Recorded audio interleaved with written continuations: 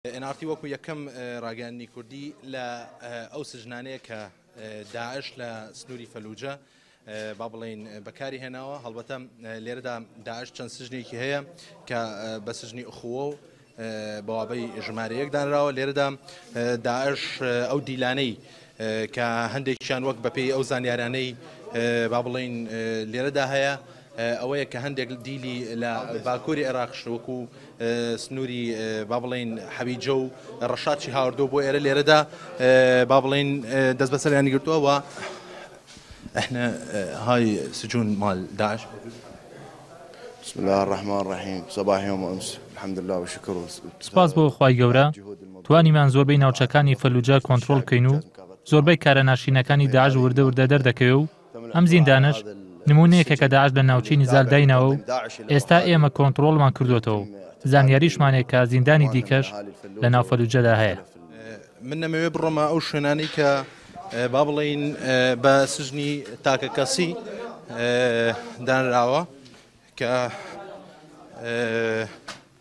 وەک لێرەدا دەرەکەوێت سژنی تاکە کەسی کە بە ئینفرادی ناسراوە. ئەمە نمونەی ئەو سژنە تاکەسیە کە لێرەدا داعش با بڵێن بە سژنی تاکەسی داناوە. هاي سجن انفرادي. هذا سجن انفرادي. ئەمە زیندانی تاکە کەسیە کە داعش تیایدا ئەشکەنجەی زیندانیەکانی داوە و زیانیاریش هەیە کە ئەو دیدانی داعش کە هەیەی لەگەڵ خۆی بردوێتی، چونکە ئێمە زیندانەکانمان بە چۆڵی کۆنتڕۆڵ کرد. شكرا. ئەمەوێ ئەو بڵێم کە لە سنووری فەلوجە چەند سژنێک هەیە هاوشێم سجنەکە هێزە عێراقیەکان توانیانە کۆنتڕۆڵی بکەن. ئەمە نمونەی ئەو سژنانەیە کە لێرە داعش بەکارهێناوە وەک دەبینی.